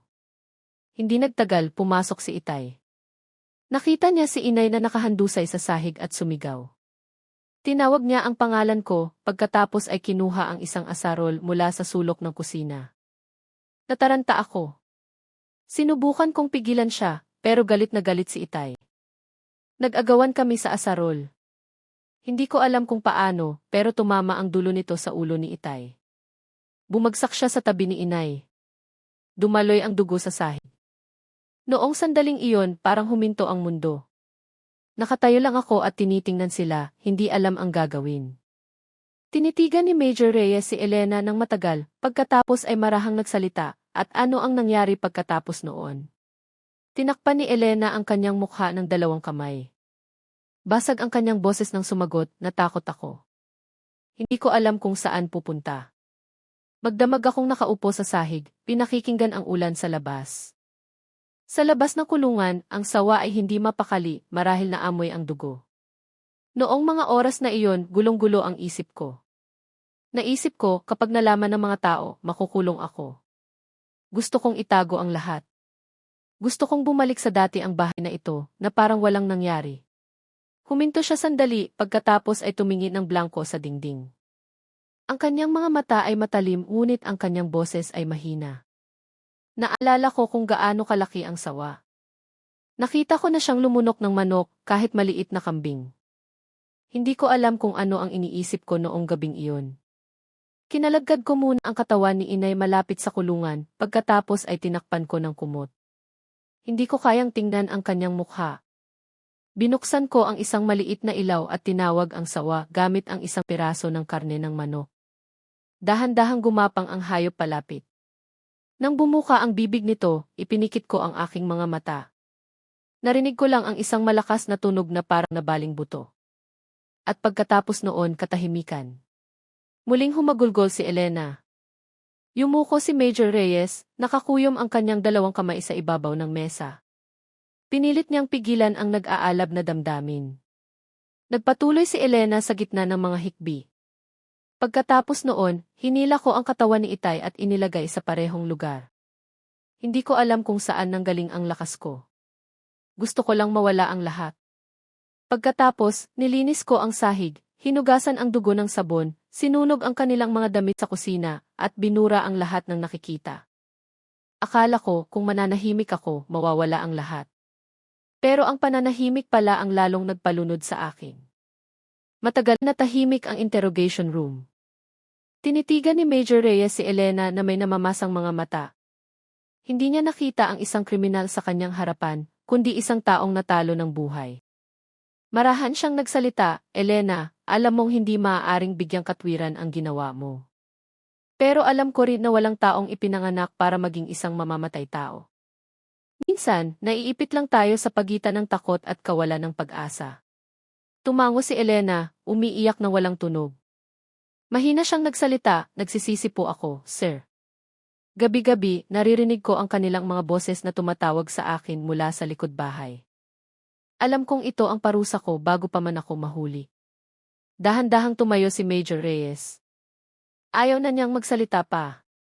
Sa kanyang mga mata, maihalo ng lungkot at ginhawa.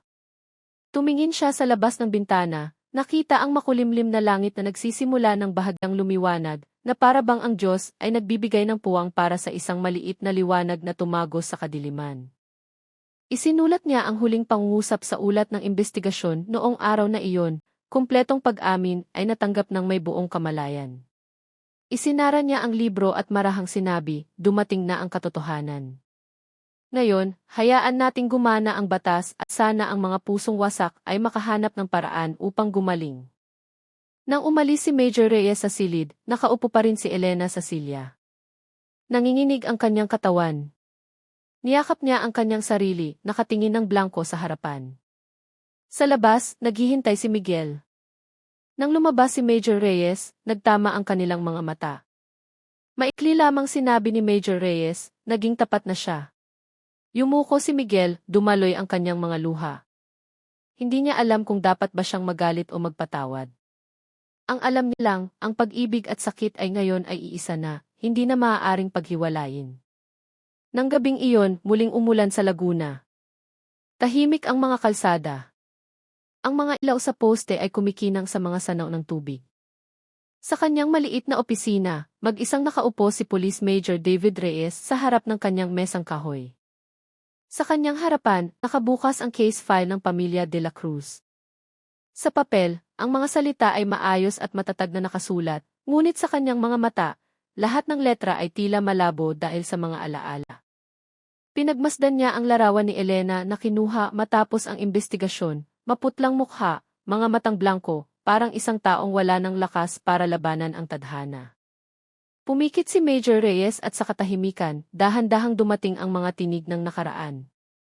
Narinig niya muli ang malambing na tawa ni Laila, ang kanyang asawa na laging naghahanda ng kape tuwing umaga bago siya pumasok sa trabaho. Naalala niya ang huli nilang umaga. Ang araw na sinabi ni Laila, "David, pakiramdam ko nag-iisa ako.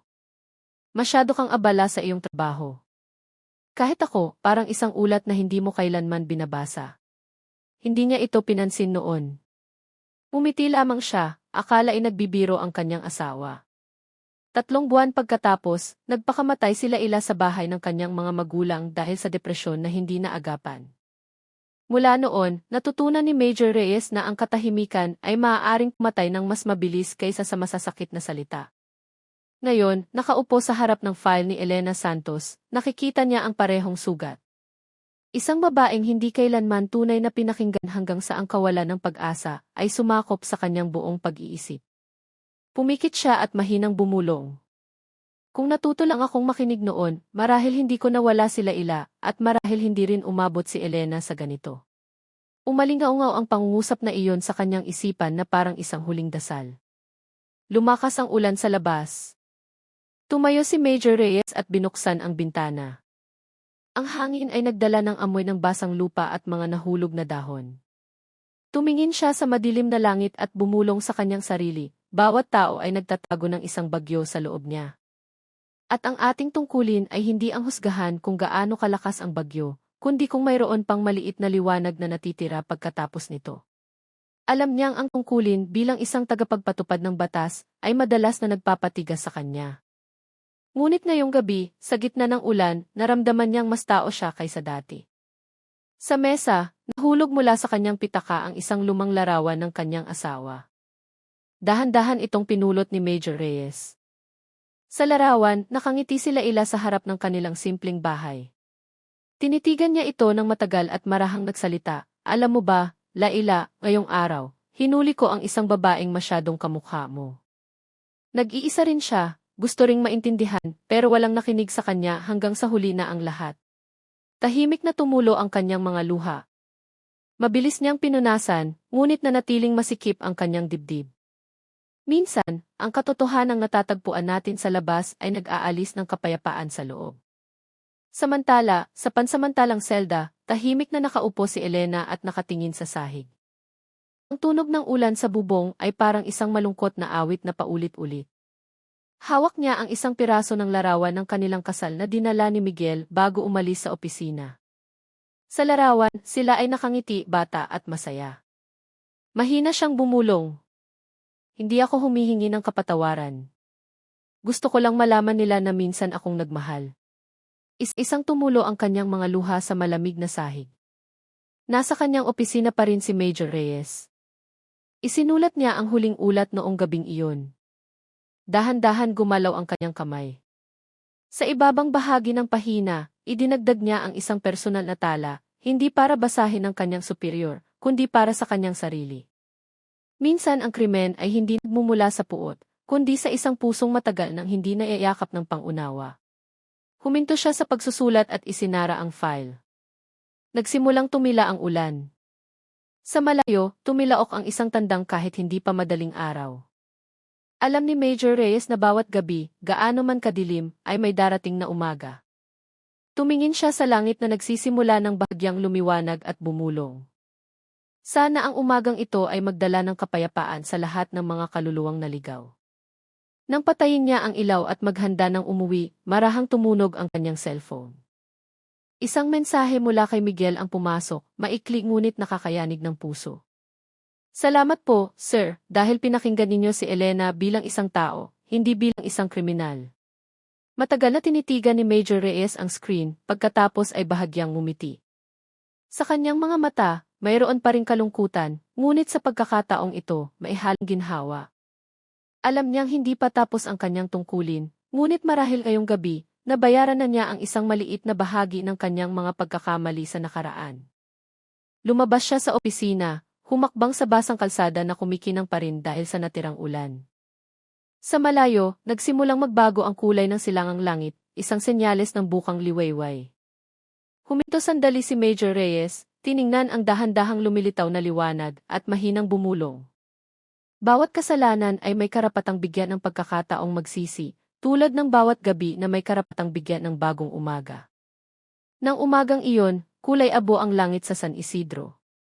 Bumaba ang hamog mula sa mga burol, bumalot sa mga palayan at mga bubong ng bahay ng mga residente. Mabigat ang hangin, hindi dahil sa panahon, kundi dahil sa mga bulungan ng mga taong nagsimula ng magpunta sa maliit na daan patungo sa bahay ng pamilya de la Cruz. Sa araw na iyon, isasagawa ng pulisya ang rekonstruksyon ng pagpatay na yumanig sa kanilang baryo. Ang balita tungkol kay Elena Santos na pumatay sa kanyang 2 biyenan at itinago ang kanilang mga labi sa loob ng isang sawa ay kumalat na sa buong probinsya. Walang bahay na hindi ito pinag-uusapan, walang pusong hindi naiyanig ng marinig ito. Sa bakuran ng bahay na ngayon ay napapalibutan ng police line, nakatayo si Police Major David Reyes na may matatag na mukha. Nakasuot siya ng manipis na kulay abong kapote dahil sa mahinang ambon. Sa likod niya, nakatayo ang ilang miyembro ng forensic team at mga opisyal ng barangay. Sa kanang bahagi, inilabas si Elena mula sa sasakyan ng mga bilanggo na may mahigpit na bantay. Nakaposas ang kanyang mga kamay, nakayuko ang kanyang mukha. Sa gitna ng mga nagkukumpulang residente, narinig ang mga galit na bulungan. Ilang tao pa nga ang napahikbi. Tinitigan sila ni Major Reyes sandali, pagkatapos ay nagbigay ng senyales na panatilihin ang kaayusan. Nakatayo si Elena sa gitna ng bakuran, sa lugar na dati ay sala ng pamilya. Ang sahig na kahoy na dati mainit ay ngayon ay malamig. Tumingin siya sa paligid. Nakita niya ang mga mukha na dati niyang kilala, ngayon ay puno ng tingin ng puot at awa. Sa dulo, nakatayo si Miguel sa ilalim ng puno ng langka. Hindi siya lumapit, nakatingin lamang mula sa malayo. Sa gitna ng kanyang mga luha, may natitira pang kaunting pag-ibig. Isang pag-ibig na hindi alam kung saan pupunta. Nagsimula ang rekonstruksyon. Pinakiusapan ng pulisya si Elena na ipakita kung paano nangyari ang lahat. Sa isang mahinang boses, itinuro niya ang direksyon ng hapagkainan. Doon po, sabi niya, doon nagsimula ang pagtatalo. Dahan-dahan siyang naglakad, inilalarawan ang bawat hakbang, bawat salita, bawat tulak na nangyari noong gabing iyon. Nanginginig ang kanyang mga kamay nang ipakita niya ang sandaling natumba si Aling Rosa. Pagkatapos, nang dumating si Mang Kiko at nagkasagupa sila, nagpigil ng hininga ang mga residente. Ilang matatandang babae ang tumalikod. Walang sinumang kayang isipin na ang simpleng bahay na iyon ay naging saksi sa napakaraming dugo at luha. Nang dumating sa bahagi kung saan kinalagkad niya ang katawan ng kanyang 2 biyenan patungo sa kulungan ng sawa, narinig ang iyak mula sa mga tao. Isang batang babae ang tinakpan ang kanyang mukha, basag ang kanyang boses. Diyos ko, paano nangyari ito? Agad na itinaas ni Major Reyes ang kanyang kamay at pinatahimik ang lahat. Tinitigan niya ang mga tao ng may matalim na mata, hindi upang magbanta, kundi upang pakalmahin. Alam niyang ang araw na ito ay hindi tungkol sa galit, kundi tungkol sa pagharap sa buong katotohanan, gaano man ito kapait. Humagulgol si Elena sa gitna ng bakuran. Hindi na siya nagsasalita, umiiyak na lamang. Lumapit si Major Reyes at tumayo sa kanyang tabi. Sa isang malumanay na boses, sinabi niya, sapat na, naiintindihan na namin. Nagbigay siya ng senyales sa mga opisyal na itigil ang rekonstruksyon. Sa ulat, lahat ay malinaw na, hindi na kailangang palawigin pa ang sugat na bukas na. Tumingin si Elena sa kanya na may mga matang puno ng luha at mahinang bumulong, salamat po, sir. Hindi ko na po kaya. Tumango si Major Reyes ng walang imik. Matapos ang rekonstruksyon, dahan-dahang nagsialisan ang mga residente. Ngunit bago umalis, ilang tao ang lumapit sa bakod at nagdasal ng mahina. Sa kanila, may mga umiiyak, may mga tahimik lamang. Isang matandang lola ang marahang nagsalita, gaano man kalaki ang kasalanan, kung may kasamang pagsisisi, sana buksan pa rin ng Diyos ang pinto ng kapatawaran. Ang pangungusap na iyon ay nagpayuko kay Major Reyes ng matagal. Alam niyang sa baryong ito, mas naniniwala ang mga tao sa dasal kaysa sa hatol ng korte. Nakatayo pa rin si Miguel sa ilalim ng puno ng langka. Nang isakay muli si Elena sa sasakyan, sa unang pagkakataon ay nagtama ang kanilang mga tingin.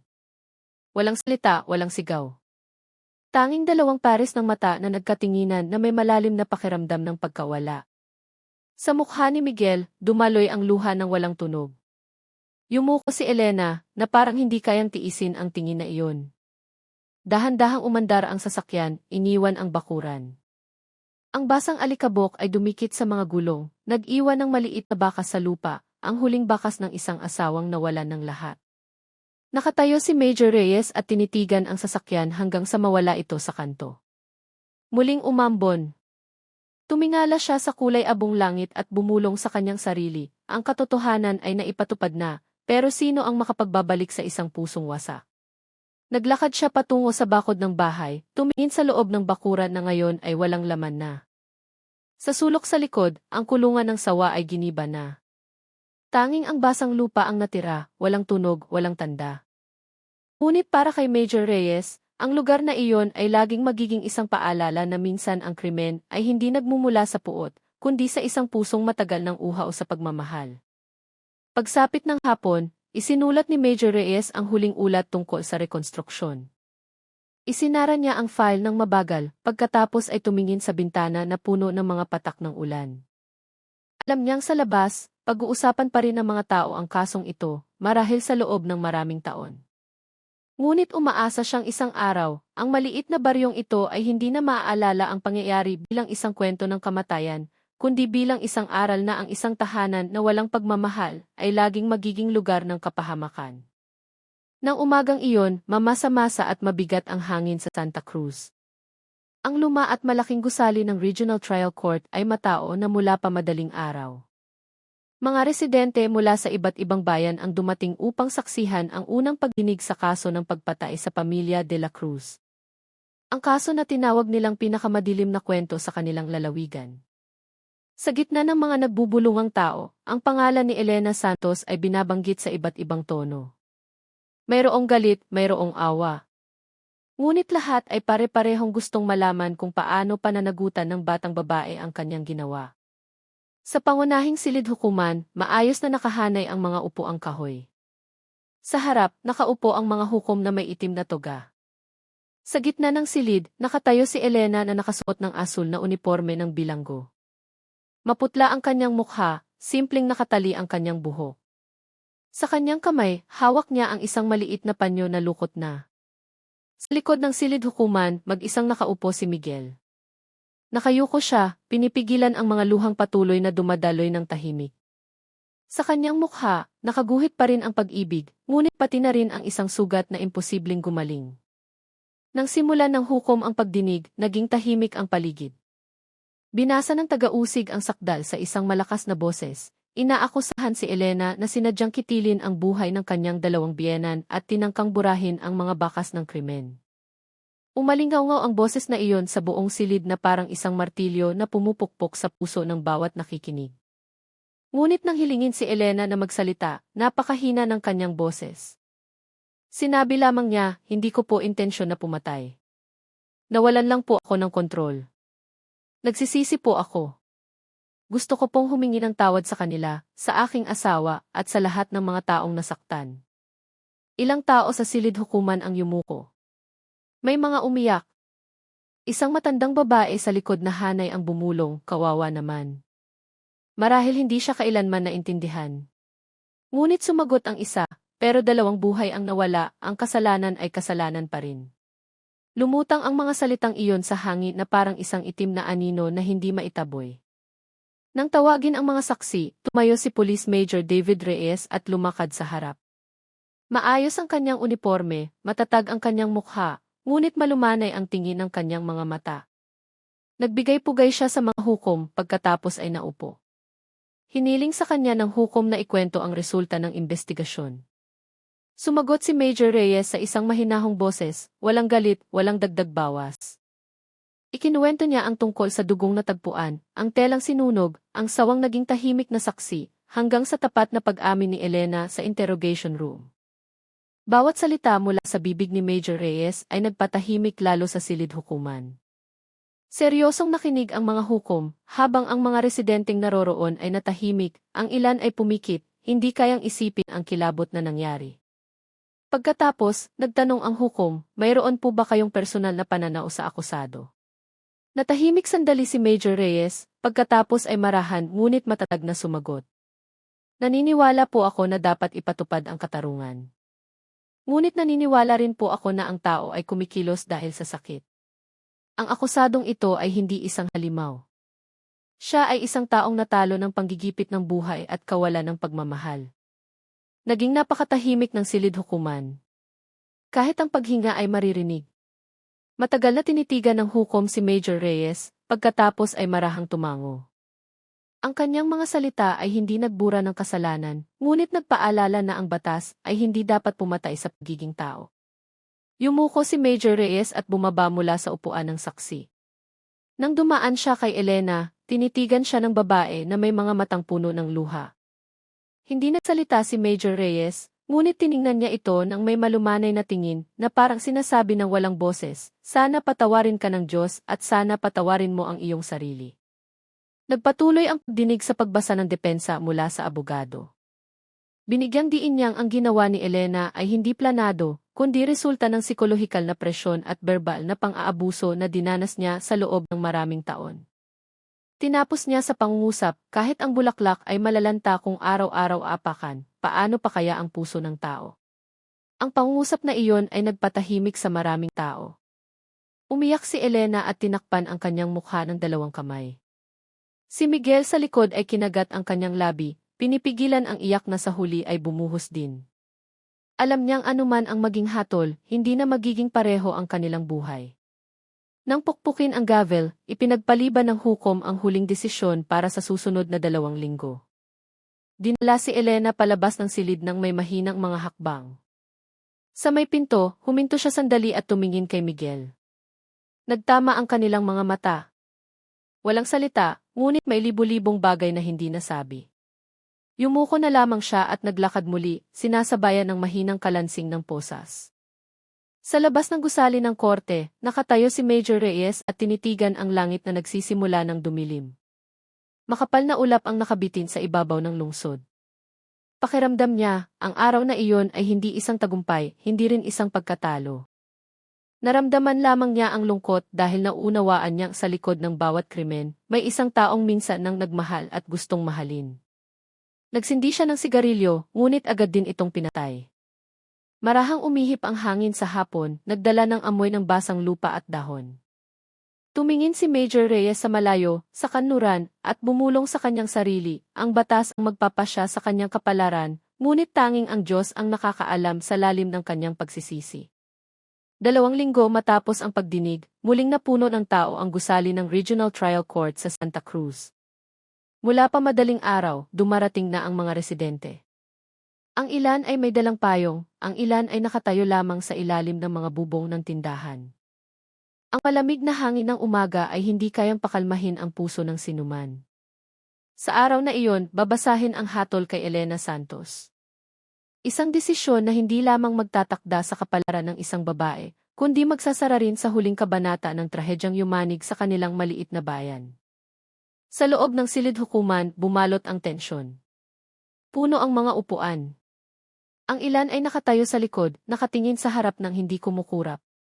Sa upuan ng akusado, nakaupo si Elena na may kalmado ngunit pagod na mukha. Nakatitig ang kanyang mga mata sa mga hukom.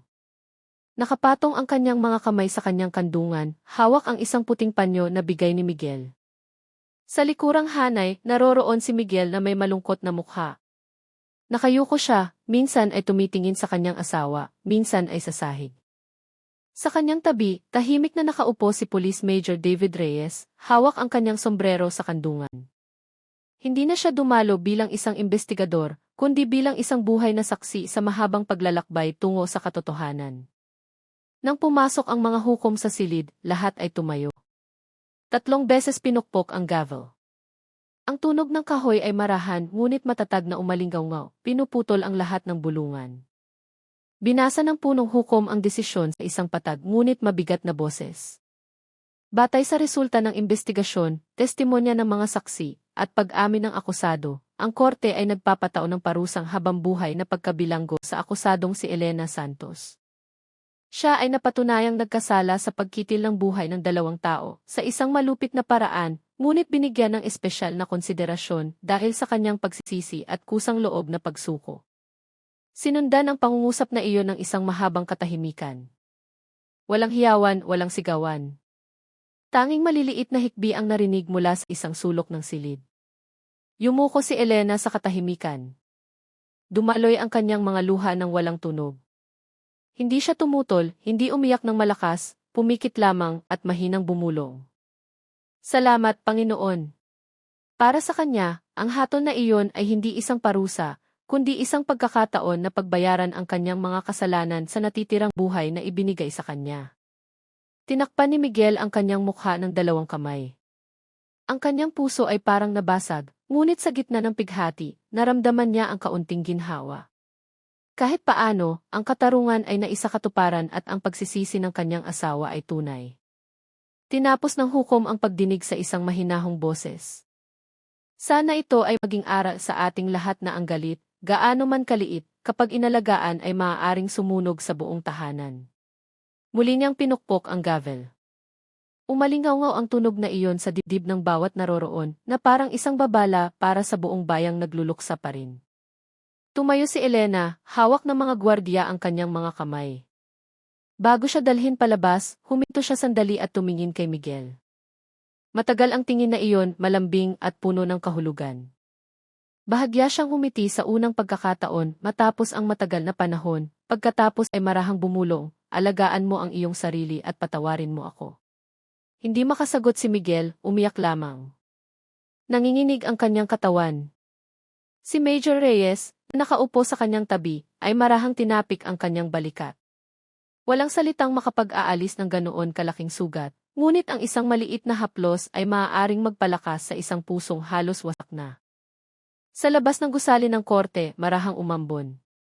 Nakatayo ang mga residente sa gilid ng kalsada, tinitingnan ang konvoy ng sasakyan na magdadala kay Elena. Ilang tao ang nagdasal ng tahimik. Wala nang galit, tanging katahimikan na puno ng awa. Nakaupo si Elena sa loob ng sasakyan, pinagmamasdan ang ulan sa bintana.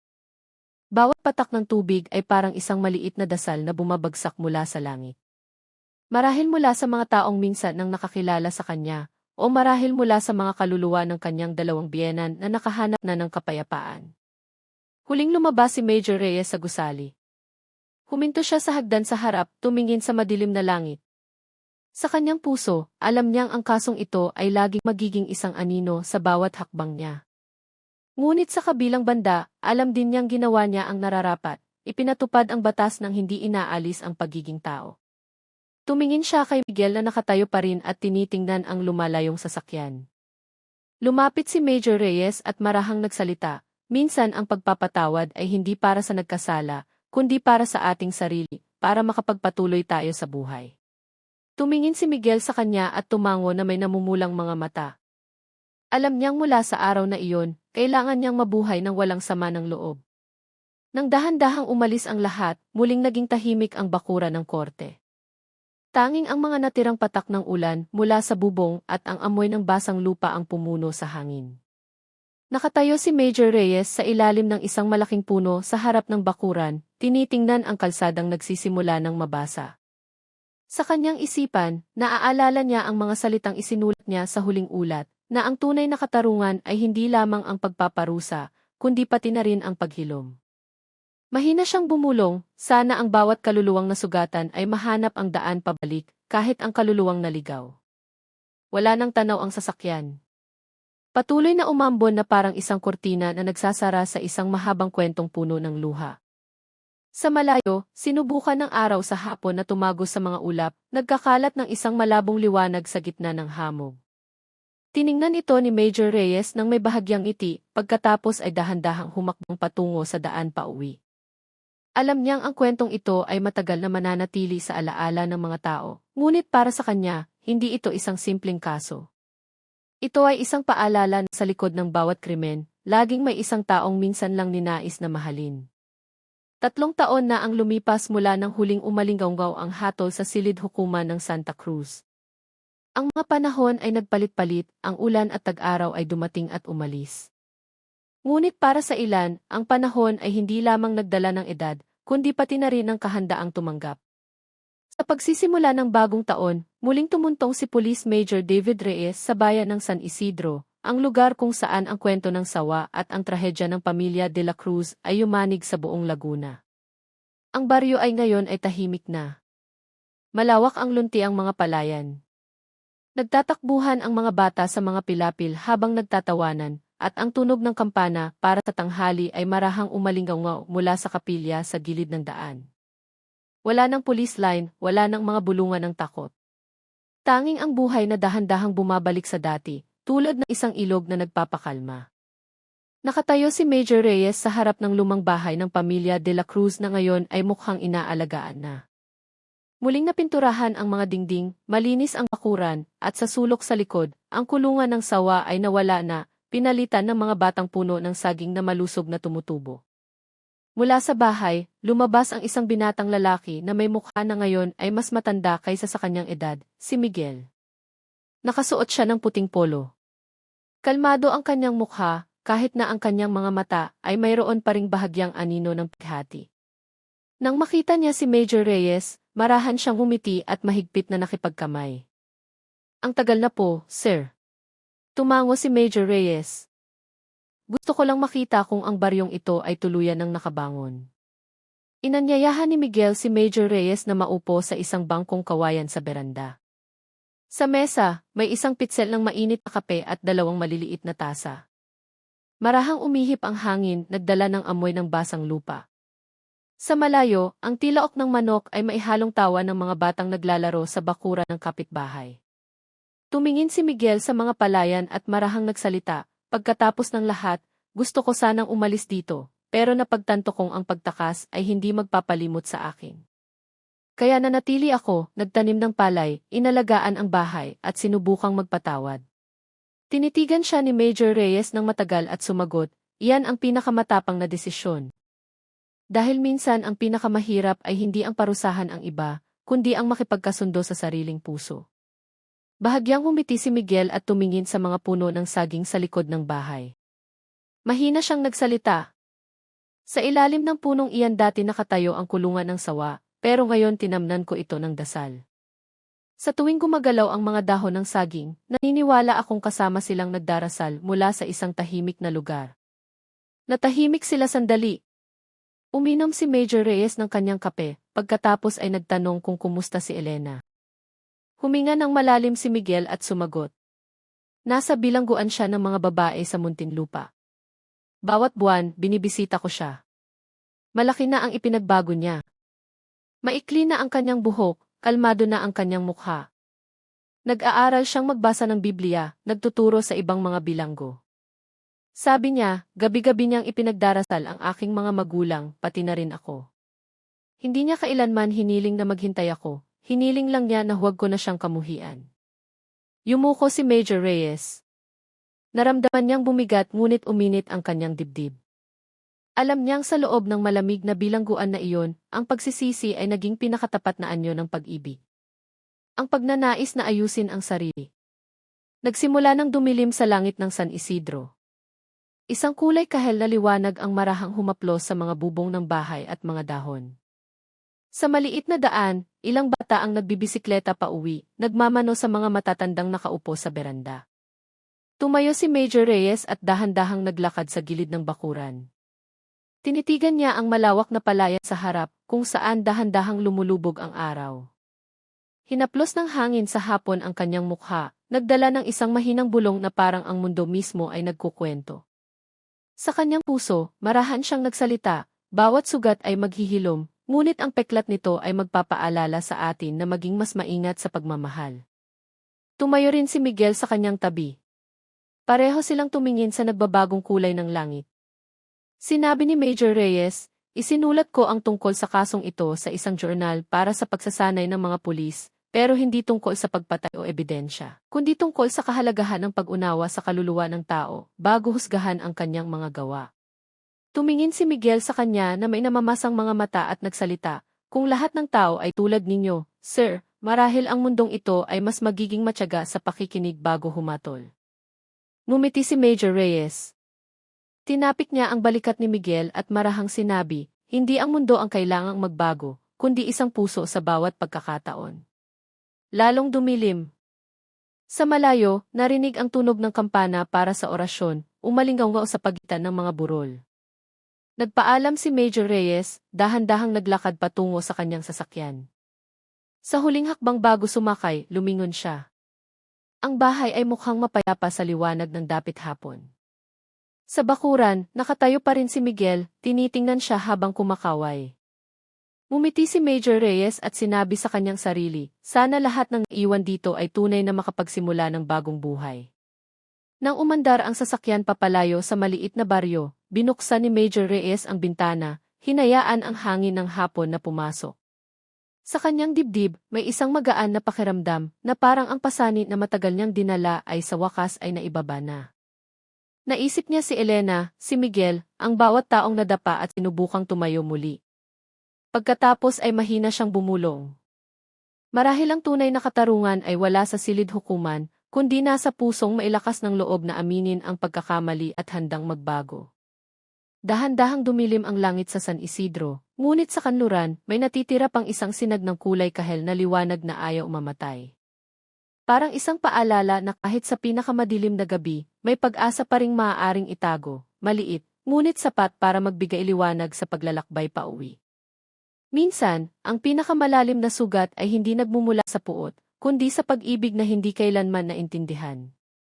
At ang tunay na kapatawaran ay hindi ang paglimot, kundi ang pagtanggap na bawat tao ay maaaring maligaw, ngunit maaari ring bumalik.